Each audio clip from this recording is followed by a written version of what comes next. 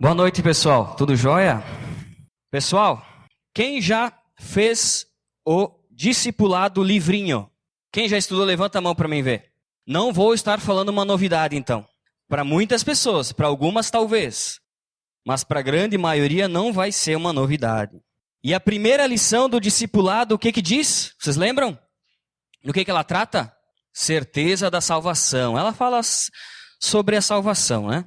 Hoje, então, nós vamos iniciar uma série de estudos, mais uma, e nós somos privilegiados por isso, porque o Duda começou semana passada vocês lembram da declaração de fé? Então, no decorrer desse ano, a gente vai estar estudando a declaração de fé da Aliança Bíblica, e hoje a gente vai estar começando a estudar uma outra série de estudos, mas que ela é baseada no livro do discipulado, do segundo passo da nossa linha de maturidade. O ano passado nós tivemos 5 estudos no mês, agora não me lembro se foi setembro, agosto. Não, sobre o livro do Abismo Ligado.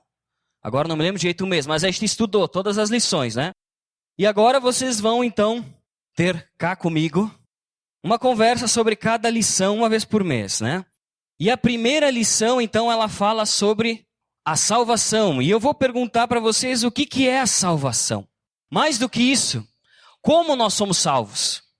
Mais do que isso, por que nós somos salvos? Mais do que isso, e depois de cessar, o que a gente faz? Acabou por aí, né? Pergunta para a pessoa que está ali do teu lado, pergunta assim, olha, você crê em Jesus? Pode perguntar, pergunta. Você crê em Jesus? Você crê que ele morreu na cruz por ti? Pode perguntar. Pergunta assim, você tem certeza que você vai para o céu? Pergunta. Você tem certeza que vai para o céu? É mais ou menos sobre isso que nós vamos estar conversando hoje, né? Pessoal, esse é um tema básico. Esse é um tema muito simples e essencial na vida do cristão, né? Só que a gente precisa entender algumas coisas, como é que isso funciona e como isso é aplicado na nossa vida, né? Nós vamos conversar hoje, então, sobre a salvação. Mas antes disso, vamos baixar nossas cabeças, ter um tempinho com Deus agora, falando diretamente com Ele, assim, abre o teu coração, para que realmente tudo aquilo que a gente for falar hoje, aqui nessa noite, seja o que o Espírito Santo está falando para ti e que realmente você esteja entendendo o que Ele quer da tua vida, a direção que você tem que ter, como ser mais semelhante a Cristo, como viver uma vida que agrada a Deus. Pede para que o Espírito Santo esteja mostrando isso através desse estudo para ti. Para mim, Deus tem falado algo em muitas coisas, eu sei que para tantas pessoas também, mas Deus fala em específico para o nosso coração, Ele fala algo diferente para cada um de nós. Por isso, entrega e abre o teu coração para Deus agora, para que realmente Deus fale contigo e tu entenda o que Ele quer da tua vida. Senhor Jesus, eu te louvo por essa noite, eu te louvo por estarmos aqui, Pai, como uma família, uma igreja, pertencentes ao corpo de Cristo, Pai, eu te louvo por isso. Eu te louvo porque um dia o Senhor enviou o teu único Filho para morrer por nós, Pai, para que nós tivéssemos vida eterna, Senhor, para que nós fôssemos salvos. Eu te peço, Pai, entendimento hoje sobre esse tema, sobre o que a Tua Palavra diz sobre a salvação, que o Senhor esteja falando de um modo claro ao nosso coração, Pai, para que possamos entender o que o Senhor espera de nós, que já fomos salvos, que somos salvos, Pai, que reconhecemos que Cristo morreu na cruz por nós. Esteja tornando ainda mais claro esse tema e que isso seja vivido e seja claro e prático nas nossas vidas, Pai. Eu te louvo por tudo aquilo que o Senhor vai nos mostrar essa noite, Pai, em nome de Jesus. Amém. Certo? Então também várias pessoas são salvas e nós vamos nos ver no céu, né? Mais ou menos isso. Então tá, pessoal. O Abismo Ligado, ele acaba na última lição dizendo alguns pontos que a gente precisa fazer para sermos salvos. Vocês lembram quais são esses pontos? O primeiro ponto é reconhecer. Reconhecer. O segundo ponto é arrepender-se. Alguma pessoa sem ser o Adelar, sabe o terceiro ponto? Falando mais alto. Confessar, tá? São esses 3 pontos que nós precisamos fazer no momento que nós entregamos a nossa vida para Deus, que a gente entende que Ele está ali e que nós estamos aqui, que Ele é o ser supremo, grandioso, e nós estamos aqui cheios de pecado e que precisamos dEle. Nós precisamos fazer esses 3 passos para cruzar o abismo que nos separa de Deus. Reconhecer que nós somos pecadores e que precisamos do perdão de Deus. Reconhecer que sem Ele nós não somos nada. Nós precisamos nos arrepender dos nossos pecados. E arrepender significa não querer fazer mais. Abandonar essa vida de pecado, né? Se arrepender da vida que nós tínhamos, né? E confessar que nós precisamos de Deus, que queremos Ele como Senhor e Salvador da nossa vida, que queremos nos submeter à autoridade dEle, queremos viver aquilo que Ele quer para nós. Esses são os 3 pontos que o Abismo Ligado fala para que nós possamos ter uma declaração, falando com a nossa própria boca, uma declaração que possa nos salvar, né? Salvífica. Mas todos esses passos, eles acabam falando muito sobre o pecado, né? Salvação. E essas questões é o que a gente vai estar conversando hoje. Salvação e pecado. Nós poderíamos dizer que a salvação... Poderíamos concluir que a salvação significa ser salvo ou resgatado eternamente da punição do pecado. Do que nós somos salvos, na verdade? Nós somos salvos da porcaria que nós somos. Da nossa natureza humana, tão inclinada pro pecado. Nós somos salvos do pecado, porque é o pecado que nos separa de Deus. E a Bíblia fala que todos pecaram. Não existe um justo sequer. Todos pecaram. Todos estão afastados de Deus. Nós somos salvos do nosso pecado. Nós somos salvos da consequência do nosso pecado. Da consequência das nossas escolhas, dos nossos erros, né? De todos os nossos delitos, de tudo aquilo que a gente comete contra a Deus. Nós somos salvos da consequência do nosso pecado, da consequência daquilo que nós somos formados, né? A salvação basicamente se resume a isso. Então ela envolve muito o pecado. Um homem sujo, poluído, contaminado pelo pecado, pela natureza pecaminosa que há nele, que há em nós, né? Então nós precisamos reconhecer, se arrepender disso e confessar que só Jesus pode nos salvar. E é Ele que perdoa os nossos pecados, né? Simples. Isso aqui é simples, todo mundo sabe sobre isso, né? E o que é pecado, então? Se nós fôssemos agora entrar um pouco mais a fundo sobre o que é pecado, já que a salvação nós poderíamos resumir que nós somos salvos salvos do nosso pecado, das consequências do nosso pecado. O que é o pecado? Alguém chuta? Ninguém chuta. Muitas pessoas dizem que pecado é tu errar, né? Errei, pequei. Ou é um engano, ou é uma má decisão, uma escolha errada, né? Fiz uma escolha errada. Nossa, eu devia ir para lá, fui para cá, errei, pequei, né? Mas o pecado, ele segue um pouco essa linha. Na verdade, sendo mais profundo, o pecado é não atingir o padrão perfeito que Deus estabeleceu para nós. Sempre que nós não executamos algo na nossa vida que não condiz com o padrão perfeito que Deus criou para nós, nós estamos pecando. Sempre. Seja no nosso relacionamento, casamento, com os filhos, seja na nossa área profissional, nos nossos estudos, na nossa vida, no trânsito, na igreja, em qualquer lugar com outras pessoas. Sempre que nós não agimos da forma que Deus espera que este haja, nós estamos pecando. Então ele é um padrão perfeito, é um padrão elevado que Deus estipulou. Por isso que é difícil de ter uma vida sem pecado. O homem por si só não consegue viver e abandonar o pecado. Nós que somos cristãos, a gente tem uma luta diária para abandonar o pecado, mas nós não deixamos de pecar. A única diferença é que nós sabemos o que Deus espera de nós e nós tentamos ao máximo fazer, pelo menos deveríamos, tentar ao máximo fazer o que Deus espera que a gente fizesse. Agora, quem não conhece a Cristo ou quem não está abaixo da autoridade de Deus, não está nem aí para viver na podridão do pecado e do que o mundo oferece. De um padrão baixíssimo diante do que Deus quer que seja feito. Nós fomos criados com um propósito eterno, com valores eternos e um padrão perfeito que Deus estabeleceu. E sempre que nós erramos esse alvo, sempre que nós não atingimos esse padrão na escolha que a gente faz ou na atitude que nós temos, nós pecamos. Né? Simples assim. Vamos abrir em Romanos 3, 23. Vamos folhear um pouco a nossa Bíblia. A gente vai começar por Romanos 3. E vamos ler um pouco mais sobre o que a Bíblia fala sobre o pecado. Romanos capítulo 3, versículo 23. Eu vou ler aqui, ó. O apóstolo Paulo escreveu aos romanos que todos pecaram e estão destituídos, e destituídos estão da glória de Deus. Ou seja, todo mundo pecou. Não tem uma criança sequer. Não tem um adulto sequer. Não tem ninguém sequer na face da terra, a não ser Jesus, que não tenha pecado e que não esteja destituído da glória de Deus, que não esteja afastado da glória de Deus, né?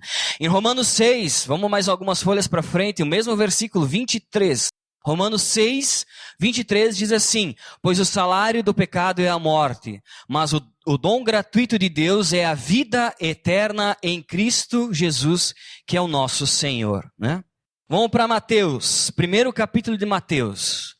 Primeiro capítulo do Novo Testamento, Mateus 1, versículo 21. Olha que interessante o que o anjo falou para José a respeito do filho que estava vindo em Maria, né?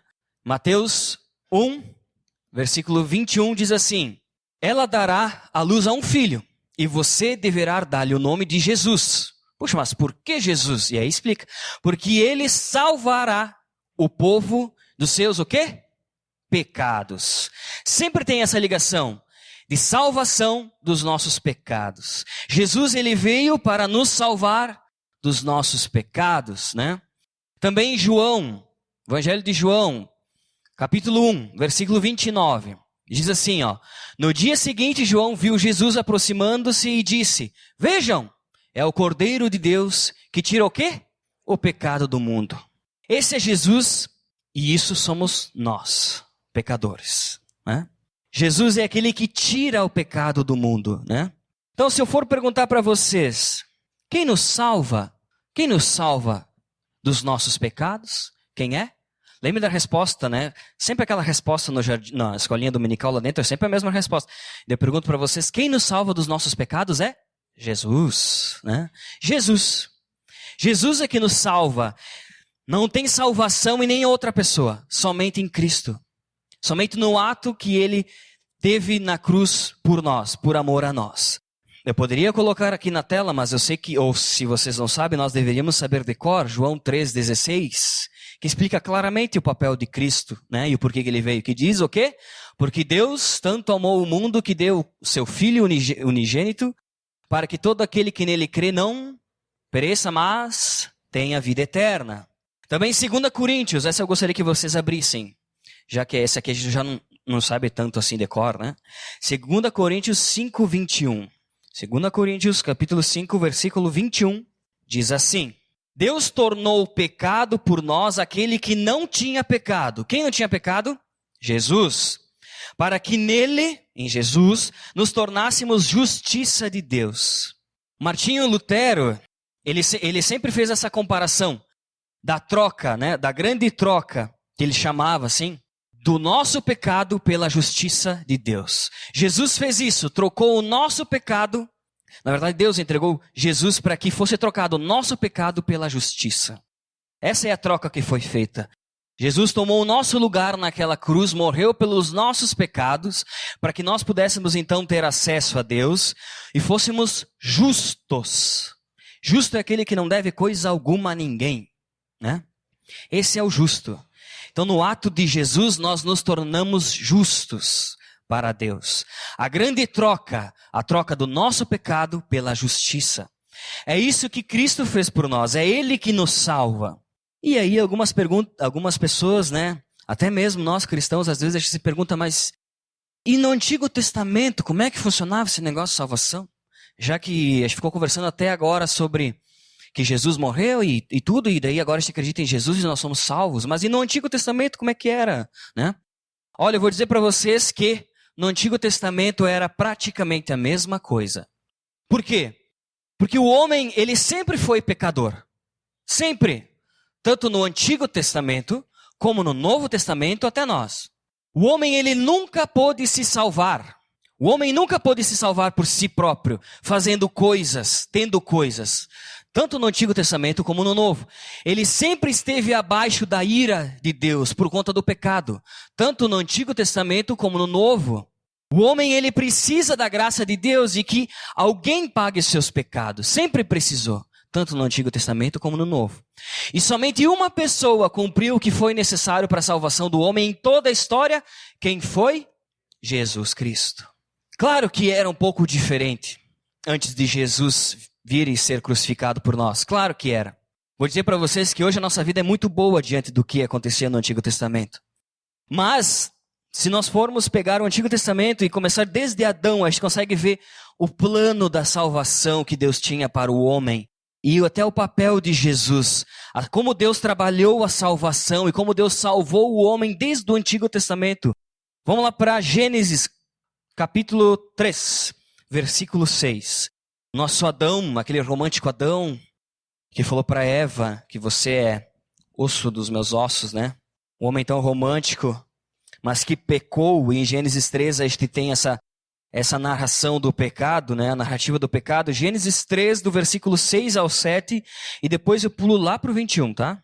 Quando a mulher viu que a árvore parecia agradável ao paladar, era atraente aos olhos e, além disso, desejável para dela se obter discernimento, tomou do seu fruto, comeu e deu ao seu marido, que comeu também. Os olhos dos dois se abriram e perceberam que estavam nus. Então juntaram folhas de figueira para cobrir-se. Primeira consequência do pecado foi o pessoal perceber que estava pelado. Primeira consequência do pecado. E lá para o 21. E o Senhor Deus fez roupas de pele e com elas vestiu Adão e sua mulher. Bom, o que eu quero dizer com isso é que diante do primeiro pecado, na consequência do primeiro pecado, a primeira atitude que Deus teve em relação ao primeiro pecado que foi cometido é vestir o homem. Vestiu Adão e Eva, né? Tirou aquelas folhinhas de bananeira e vestiu eles. Então, dá a ideia da salvação que nos veste, né? Essa foi a primeira atitude que Deus teve em relação ao homem, de salvar o homem de alguma coisa. Também em Gênesis capítulo 4, a gente vê a narrativa sobre Caim e Abel. Gênesis 4, versículo 3 até o 5. Vou ler para vocês. Passado algum tempo, Caim trouxe do fruto da terra uma oferta ao Senhor. Abel, por sua vez, trouxe as partes gordas. E é importante saber disso, gordas, das primeiras crias do seu rebanho. O Senhor aceitou com agrado Abel e sua oferta, mas não aceitou Caim e a sua oferta. Por isso Caim se enfureceu e o seu rosto se transtornou. Bom, aqui a gente já começa a entender no quarto capítulo da Bíblia uma relação direta com a salvação e o sangue, né? O sangue que garante a aceitação de Deus. Caim, ele trouxe o fruto da terra. Caim foi o primeiro agricultor, eu acho, né?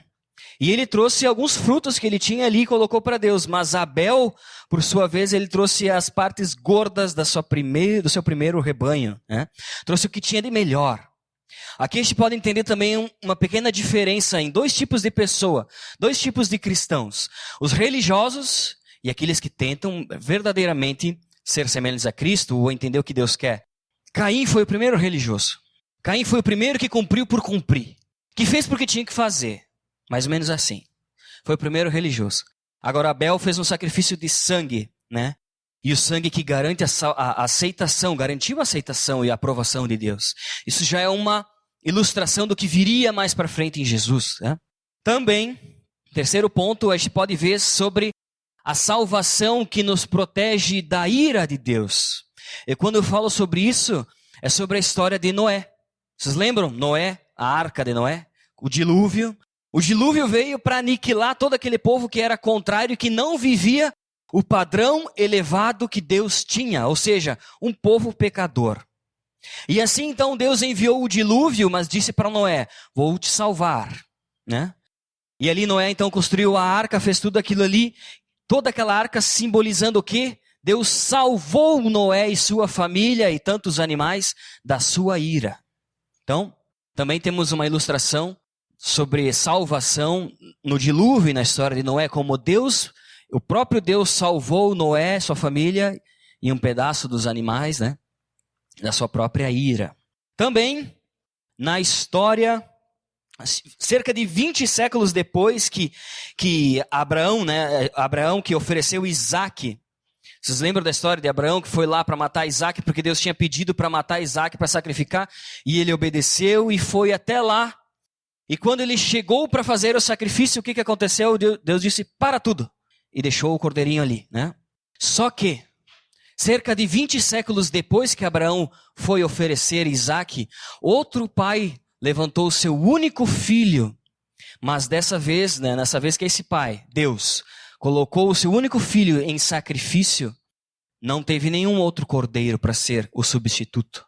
Cristo, Deus entregou, Cristo sacrificou, né? A salvação que nos provê um substituto perfeito, porque por nós mesmos nós não poderíamos pagar a conta que este deve diante de Deus. Somente Cristo. Abraão com Isaac foi poupado, mas Deus não poupou nem mesmo o filho dele. Certo? Só para entender um pouquinho sobre o que a Bíblia fala de salvação, pegando o início da própria Bíblia, né? Quando a gente fala sobre salvação, e já que nós estamos estudando a salvação, a gente acaba entrando num assunto um pouco mais técnico e teológico, que é a soteriologia, que é o estudo da salvação, né? Eu quero mostrar para vocês algumas coisas para explicar o que acontece em nós no momento que nós aceitamos a Cristo e somos salvos. Tecnicamente, como é que isso funciona, né? Então, alguns passos são dados. Muitas vezes a gente pensa que é só a conversão, que quando nós aceitamos a Cristo, nós nos convertemos e acabou por aí, né? O que significa conversão? A conversão é mudar completamente o sentido da nossa vida. Eu estou indo para lá, Deus me chamou e eu senti isso e eu vim para o outro lado. Eu fiz uma conversão, né? Em Atos, capítulo 20, vamos abrir lá. Atos, capítulo 20, versículo 21. Atos, capítulo 20, versículo 21. Fala um pouco sobre isso, né? Diz assim: testifiquei, tanto aos judeus como a gregos, que eles precisam o quê? Que eles precisam converter-se a Deus com arrependimento e fé em nosso Senhor Jesus, né? Então, a conversão é aquele momento mágico. Aquele momento mágico que parece que Deus está falando conosco. É a primeira coisa.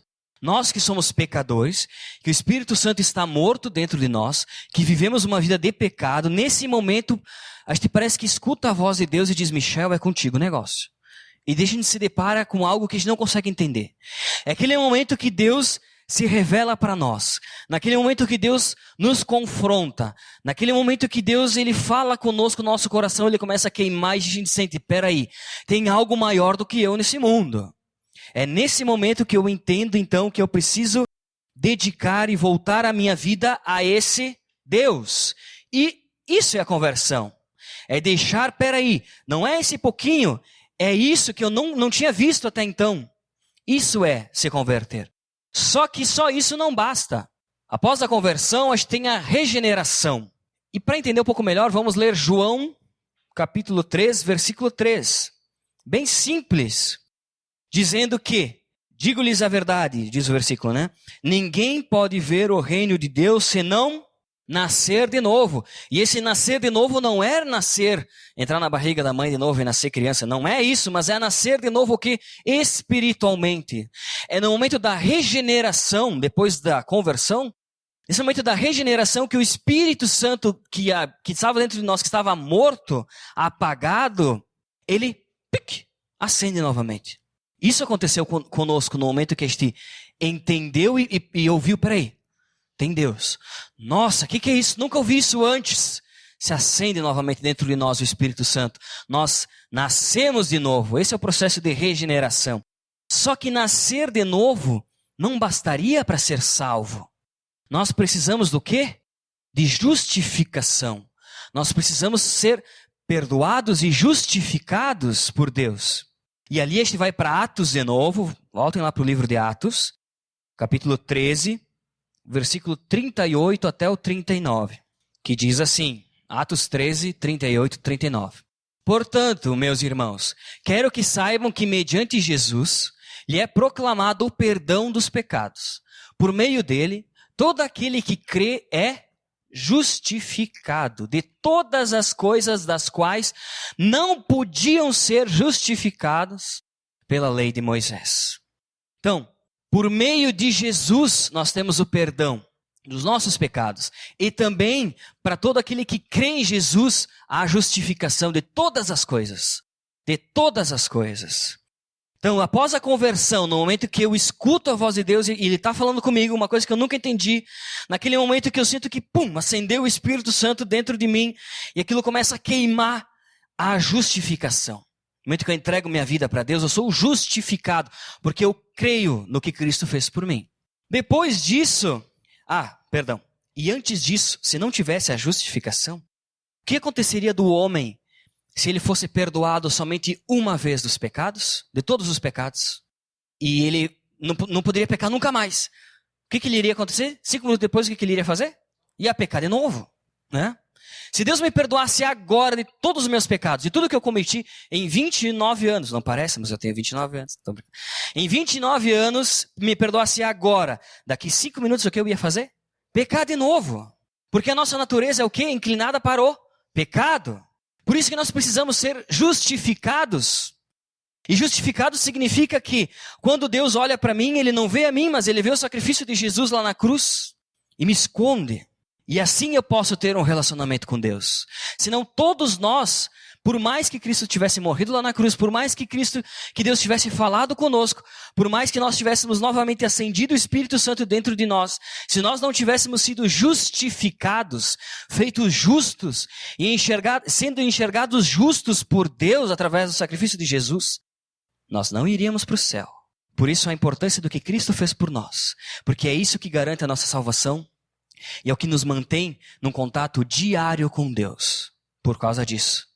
Bom, outro passo então é a santificação, e isso a gente fala bastante, tem até a ver com a nossa visão. Que a santificação é o processo que ocorre na nossa vida na medida em que nos aproximamos mais e mais de Deus e de seu propósito. Nesse processo somos auxiliados continuamente pelo próprio Deus através da ação do Espírito Santo, que acendeu de novo no nosso ser, né? Para que sejamos cada dia mais semelhantes a Cristo, para que a cada dia nós possamos crescer, amadurecer e cumprir o propósito que Deus tem para nós, né? E depois da santificação, então, nós temos a glorificação, que está lá em Romanos 8, versículo 17 até o 18. Ele diz assim, olha, se somos filhos, então somos herdeiros de Deus e co-herdeiros com Cristo. Se de fato participamos dos seus sofrimentos, sofrimentos de Cristo, né, para que também participamos da sua glória. Considero que os nossos sofrimentos atuais não podem ser comparados com a glória que em nós será revelada. Será revelada no momento que Cristo voltar, na segunda volta de Jesus, e a eternidade que nós vamos passar com Cristo. Isso é glória, isso é glorificação. Esse é o estágio maior que nós cristãos podemos atingir e que vai ser completado mais adiante, né, na sua totalidade. A glorificação. Então a conversão, disso tudo então a regeneração, justificação, a santificação e a glorificação.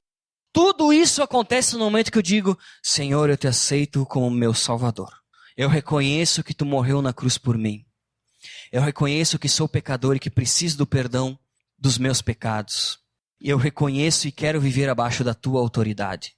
Quando a gente declara isso para Deus, tecnicamente é isso que acontece, né? Muito difícil deu para entender, né?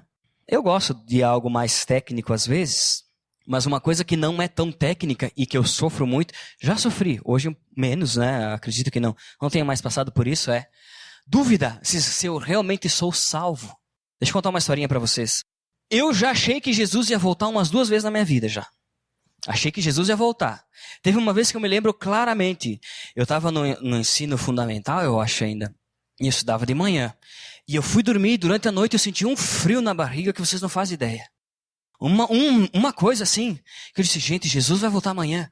E se Jesus voltar amanhã, e aí como é que fica?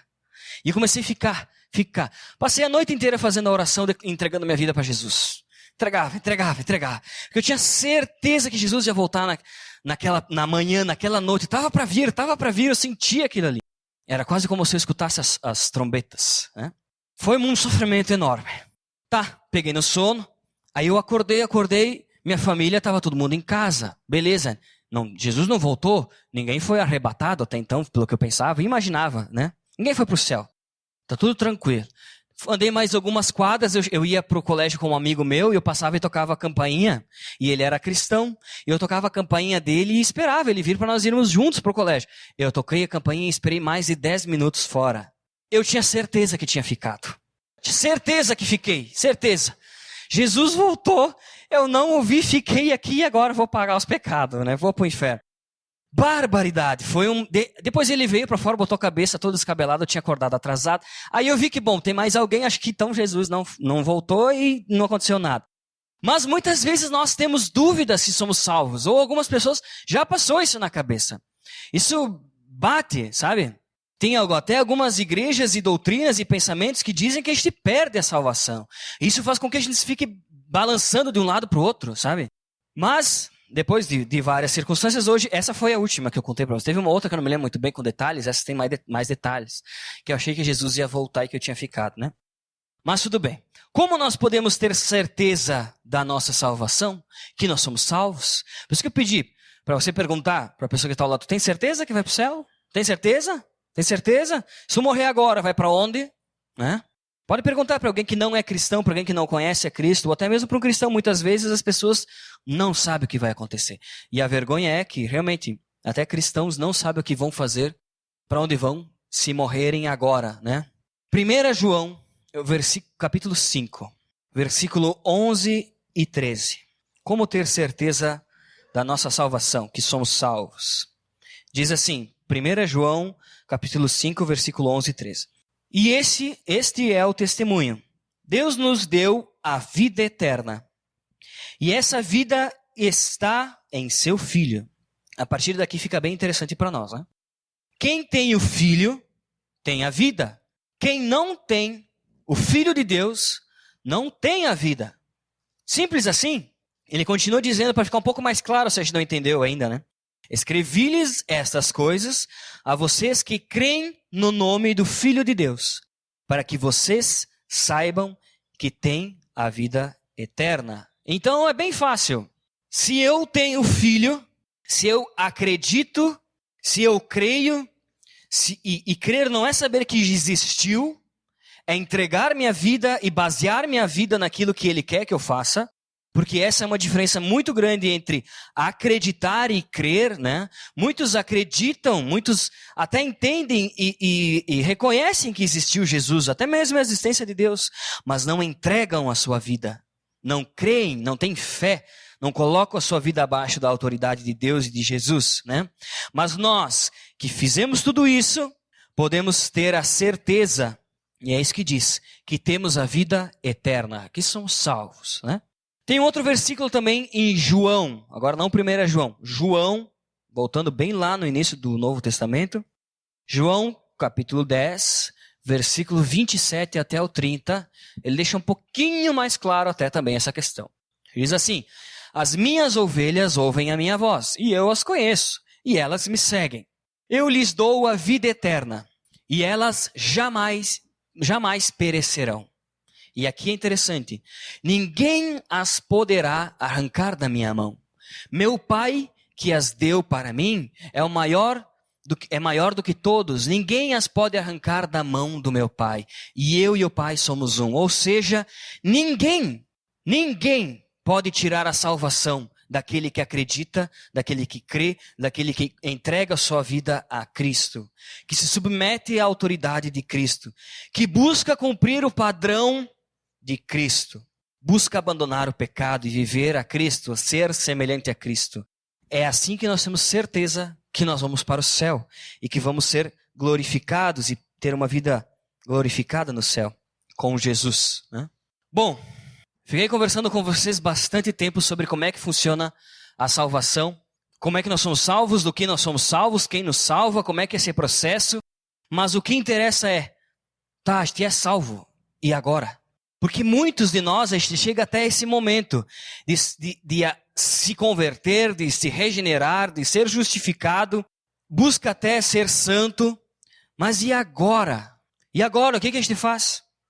Sou salvo, tenho certeza que vou para o céu. E o que eu faço agora até eu ir para o céu? Ou o que nós temos feito nesse intervalo de tempo que nós temos até o céu? Eu fiquei me perguntando muito sobre isso, porque isso faz realmente a diferença entre viver uma vida, um cristianismo verdadeiro e um cristianismo que se baseia na religião. De cumprir as regras, de vir e sentar só aqui no domingo, de nem ler a Bíblia muitas vezes, de só ser um cristão egoísta e de ter aquilo que é importante para nós e usar o que Cristo fez por nós. Eu cheguei em 3 conclusões simples sobre o que fazer depois da salvação. Extremamente simples, mas que precisam ser práticas. Assim como a salvação é um tema que nós já ouvimos e já conhecemos, a salvação e o pecado e Jesus e o sacrifício, mas nós precisamos fazer com que isso seja verdadeiramente vivo na nossa vida, né? Para isso eu vou querer ler com vocês o texto de Filipenses, e é o último texto que nós vamos ler, Filipenses capítulo 2, do versículo 5 até o 13, certo? Aqui a gente tem uma pequena ideia do que fazer, já que nós somos salvos, já que Cristo nos salvou, morreu por nós. O que nós devemos fazer? Então diz assim: seja a atitude de vocês a mesma de Cristo Jesus, que embora sendo Deus, não considerou que o ser igual a Deus era algo a que devia apegar-se, mas esvaziou a si mesmo, vindo a ser servo, tornando-se semelhante aos homens. E sendo encontrado em forma humana, humilhou-se a si mesmo e foi obediente até a morte, morte de cruz. Por isso, Deus os exaltou à mais alta posição. Ele deu o nome que está acima de todo nome, para que, ao nome de Jesus, se dobre todo o joelho no céu, na terra e debaixo da terra. E toda língua confesse que Jesus Cristo é o Senhor, para a glória de Deus Pai. E continua dizendo: assim, meus amados, como sempre vocês obedeceram, não apenas em minha presença, porém muito mais agora na minha ausência, põe em ação a salvação de vocês com temor e tremor. E aqui está bem interessante: põe em ação a salvação de vocês com temor e tremor. Pois é Deus que efetua em vocês tanto o querer quanto o realizar, de acordo com a boa vontade dele. Bom, nesse texto a gente consegue ver 3 coisas básicas que nós devemos ter, no mínimo, depois de reconhecer que somos salvos. Depois de você ouvir e ler todos esses versículos, no mínimo essas 3 coisas nós deveríamos viver. A primeira é: será que nós temos vivido em honra ao sacrifício de Cristo? Porque o texto ele começa dizendo assim: seja a atitude de vocês a mesma de Cristo Jesus, que embora sendo Deus, não considerou ser igual a Deus, que era algo que devia se apegar-se, mas esvaziou a si mesmo, vindo a ser servo, tornando-se semelhante aos homens, e sendo encontrado em forma humana, humilhou-se a si mesmo e foi obediente até a morte e morte de cruz. Gente, Jesus era Deus, e esse mesmo Deus se humilhou e morreu por ti, por mim, por nós. E a pergunta que fica: como é que nós temos vivido? Parece que nós temos vivido um cristianismo egoísta, que a gente reconhece isso, e não vive em honra aquilo que Cristo fez por nós. Se alguém tivesse algum familiar, sabe aquelas cenas de filme que o cara se atravessa e leva um tiro por ti? O que tu ia fazer? Como é que tu ia ficar? O que eu acho é que muitas vezes a gente ignora esse fato, que é a essência da nossa vida, que é o que nos salva verdadeiramente. E parece que não tem mais valor, sabe? Eu tive conversando muito esse final de ano com a Mirella, e como eu fiquei chateado com as coisas que no mundo hoje, para o ser humano, parece que não tem mais valor nenhum, sabe? Um aniversário não tem mais valor, um Natal não tem mais valor, até o Réveillon, novo ano, não tem mais valor. Estar com as pessoas não tem mais a mesma importância, não tem mais valor, sabe? A gente não valoriza mais o outro, não quer mais passar tempo junto. Eu fiz aniversário dia 30 de dezembro e devo ter recebido umas 50 mensagens no Facebook de parabéns, mas não deu 5 abraços. Não tem mais, não se valoriza mais nada, sabe? A vida que a gente vive é uma vida sem valor nenhum. O que tem de mais valor na nossa vida, que é o sacrifício de Deus, nós que entendemos isso, a gente não valoriza. A gente passa a semana inteira sem agradecer o que Deus fez por nós. A gente tem um domingo de manhã para vir aqui e lembrar do que Cristo fez por nós na cruz, e a gente falta, sabe? Que é isso? Que cristianismo que a gente vive? Nós somos salvos, mas e agora? A gente deixa para... Beleza, foi salvo, joia, um aperto de mão aí, Deus te paga, porque, né? Não poderia ser de outra forma. E pronto. Gente, a nossa vida tem que mudar. As nossas atitudes precisam mudar. A gente precisa viver uma vida que honra tudo aquilo que Deus fez por nós. O sacrifício de Jesus, a gente tem que lembrar isso todo dia. Se nós estamos aqui hoje é um milagre, né? Nós não merecíamos isso. Nós não merecíamos ser salvos. Não merecíamos. Mas Jesus morreu por nós. Morreu por mim, tão ruim, podia ter morrido, ter salvo outras pessoas. Tem tanta gente melhor que não quer, né? Mas morreu por mim, por ti. Será que a gente merecia isso? Vocês mereciam a morte de alguém por vocês? Ninguém, eu não mereço isso. Mas a gente ignora. A gente ignora que aquele que é o maior, que não há nada maior do que ele em todo o universo, o Criador de tudo, morreu por mim, que não tem valor nenhum. Que só 5 pessoas me dão parabéns. Né? Gente, as coisas precisam mudar. Somos salvos. Então, que possamos viver em honra a esse sacrifício. Em honra à salvação que nós temos. O segundo ponto é, nós vivemos, será que abaixo da autoridade de Cristo? Porque o texto ele continua dizendo assim, ó. Por isso Deus o exaltou o Cristo, Jesus, a mais alta posição. E lhe deu um nome que está acima de todo nome para que ao nome de Jesus se dobre todo o joelho, no céu, na terra e debaixo da terra. E toda língua confesse que Jesus Cristo é o Senhor para a glória de Deus e Pai. Deus fez isso. Jesus está numa posição da mais alta honra. E todo joelho tem que se dobrar. Nós dobramos nosso joelho essa semana? Né? Toda língua precisa confessar que Jesus Cristo é o Senhor. O que sai da nossa boca? Né? Mas, já que Cristo ocupa a mais alta posição, será que nós estamos vivendo mesmo abaixo da autoridade dele? Ou nós fazemos do nosso jeitinho, já que o Brasil é mesmo assim, né? A gente faz o nosso jeitinho brasileiro. Será que até nisso eu me esquivo do que eu realmente tenho que fazer? Será que eu tenho preguiça de viver o padrão que Deus quer que eu viva? Será que eu fujo da autoridade de Cristo? Não vivo abaixo da autoridade de Cristo? Vocês têm vivido e têm feito aquilo que Jesus quer que vocês façam? Eu não preciso pegar a Bíblia e folhear toda ela, porque vocês já sabem, eu tenho certeza de várias coisas que tem ali que a gente precisa fazer. E aí, a gente faz? Depois que a gente sair dessa porta, nós vamos fazer? Nós temos vivido abaixo da autoridade de Cristo? Acho que muitas vezes, não. Sendo bem sincero e franco. Né? Por último, então, será que nós temos vivido a vida de Cristo? E nessa questão de viver a vida de Cristo, é nessa parte que ele diz que nós devemos pôr em ação a nossa salvação, com temor e tremor. Pôr em ação a nossa salvação. Eu entendo que pôr em ação a nossa salvação realmente é viver aquilo que Deus quer que a gente viva, para que assim nós possamos cumprir aquilo que Ele tem para a nossa vida. Porque tanto querer como realizar provém de Deus. Deus, Ele vai nos mostrar o que nós devemos fazer. E muito disso Ele já mostrou na sua palavra. Mas Ele vai colocar também o realizar, vai mostrar como fazer. E nisso, eu acho que tem tudo a ver com a nossa missão e direção como cristãos, que é ser semelhante a Cristo. Buscar ser semelhante a Cristo e ser como Cristo era, é colocar em ação a nossa salvação.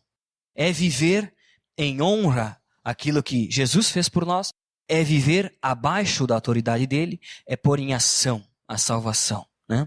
Porque se nós formos semelhantes a Cristo, nós vamos estar debaixo da boa vontade de Deus. Essas são as perguntas que eu deixo para nós, que somos salvos. Eu tenho certeza que nós temos buscado a Cristo, que nós entregamos a nossa vida a Cristo, mas também eu tenho certeza que na maioria das vezes nós temos vivido uma vida de religiosidade e uma vida que não honra o sacrifício de Cristo, que esquece disso, uma vida que não faz tudo abaixo da autoridade de Deus. E eu não sei qual é o hipócrita que está aqui dentro que pode dizer que faz tudo abaixo de Deus. Abrindo parênteses, só o Lula que disse que faz, né? Mas fecha parênteses. E que realmente nós temos tido dificuldade para ser semelhante a Cristo e para viver a vida que Cristo vivia e ser semelhante a Ele. Gente, essa é a primeira lição do discipulado, falando sobre a salvação. Nós já vimos isso, muitos já viram isso, mas precisa ser prática constante, dia após dia. Não pode ser, tem que ser constante na nossa vida, né? Que possamos realmente ter uma vida que honra, uma vida que está abaixo da autoridade de Cristo e uma vida que é semelhante à de Cristo. Para que assim nós possamos então realmente pôr em ação a nossa salvação. Aquilo que Jesus fez por nós. O sacrifício que Deus também teve em entregar seu único filho por nós. Vamos baixar nossa cabeça? Porque essa é uma tarefa complicada para seres humanos como nós que têm a tendência a pecar e a desobedecer a Deus de uma forma extraordinária. Se não for pelo Espírito Santo de Deus que habita em nós, a gente jamais vai conseguir cumprir com esse padrão elevado, nem mesmo tentar. Eu sei que vai ser difícil, eu sei que nós vamos cair, eu sei que nós vamos pecar novamente, mas a nossa vida precisa ser uma vida que não se conforma com a presença do pecado. Porque a presença do pecado na nossa vida, a presença do pecado nas nossas atitudes, nas nossas escolhas, faz com que este ignore o sacrifício de Cristo lá na cruz por nós. Faz com que este viva uma vida liberta, longe de Jesus, da autoridade de Cristo. Faz com que este jamais seja semelhante a Ele. Coloca para Deus as tuas dificuldades e as áreas que tu tem realmente problema e que tem sido cada vez mais difícil viver sobre a autoridade de Deus. Talvez seja o teu relacionamento, talvez seja a tua área financeira, talvez seja o compromisso com a igreja, com os outros membros, compromisso com Deus. Eu não sei qual que é a tua dificuldade para viver abaixo da autoridade de Deus. Eu só sei que é isso que Ele pede para nós. Eu não sei qual é a tua dificuldade para ter uma vida que espelhe a vida de Cristo, que seja como Cristo foi quando esteve aqui na terra. Eu não sei qual é essa dificuldade. Eu não sei o que acontece no teu dia a dia para que tu esqueça o sacrifício de Jesus por ti. Eu só sei que isso precisa ser vivo na nossa vida porque é o que Deus pede. E é o que dá sentido para nós que somos salvos. Pai, eu te peço, em primeiro lugar, perdão pelos nossos pecados. Eu te peço perdão porque nós somos seres que lutamos, mas que não conseguimos abandonar o pecado, Pai. Temos dificuldade para viver uma vida que te agrada, Senhor, todos os dias, Senhor. Nós não somos constantes na nossa fé, Pai. Nós vacilamos, nós nos afastamos da presença de Deus, Senhor. Nós nos colocamos distante da autoridade de Deus para fazer a nossa própria vontade, Senhor. Pai, eu te peço perdão porque todos nós somos cristãos e cristãos há muito tempo, mas ainda precisamos ouvir a base do Evangelho, Senhor. Ainda precisamos entender o que Jesus fez por nós, Pai. Por isso eu te peço a tua misericórdia. Pai, eu te peço que o Senhor esteja realmente olhando para a nossa vida por meio do sacrifício de Jesus. Só assim nós vamos poder ter um relacionamento contigo, Senhor. Nos perdoa e por meio da ação do Teu Espírito Santo nas nossas vidas, que nós realmente possamos ser transformados, Pai. E possamos ter uma vida igual, uma vida, no mínimo, buscando ser mais semelhante à vida que Cristo teve, Senhor. Pai, nos ajuda a isso. Que nós possamos ter uma vida que honra também o sacrifício de Jesus. Que os nossos joelhos, Pai, se dobrem em oração a Ti, se dobrem diante da Tua autoridade, Senhor. Que a nossa língua também confesse, Senhor, que Cristo é o Senhor da nossa vida. Que Cristo é o Senhor e que Cristo é o Salvador, Pai. Eu sei que muitas vezes nós temos vivido uma vida entendendo que Cristo é o Salvador e que Cristo nos salva, Senhor. Mas que Cristo seja o Senhor das nossas vidas, Senhor. Que Cristo seja o Senhor dessa igreja da Aliança Bíblica aqui em Bento Gonçalves. Que Cristo seja o Senhor de tudo aquilo que a gente possa fazer, Pai. Que realmente nós possamos dobrar os nossos joelhos e fazer aquilo que Cristo quer que a gente faça. Cumprir aquilo que Cristo quer que a gente cumpra, Pai. Ser aquilo que Cristo quer que a gente seja, Senhor. Que assim seja. Pai, eu te louvo porque o sacrifício na cruz de Cristo foi de graça para nós. Nós aceitamos de graça, sem pagar nada por isso. Mas eu sei que o valor desse sacrifício foi o mais alto possível. Eu sei que nada poderia pagar, Pai. Eu sei que não existe valor maior do que entregar a vida de Jesus na cruz. Pai, que nós possamos reconhecer isso dia após dia. E nos perdoe, Senhor, por não ter feito isso, por ter ignorado esse fato, Senhor. Que possamos ouvir, Pai, claramente a Tua voz, assim como foi no momento que nós nos convertemos, assim como foi no momento que a gente entendeu e começou uma caminhada contigo, onde o amor por Ti era o que queimava o nosso coração, Pai, que assim seja novamente, que nós possamos ter o amor, o desejo e o maior querer possível por cumprir o padrão e cumprir aquilo que o Senhor quer das nossas vidas, Pai. É isso que eu te peço, te louvo e entrego a Ti as nossas vidas em nome de Jesus. Amém.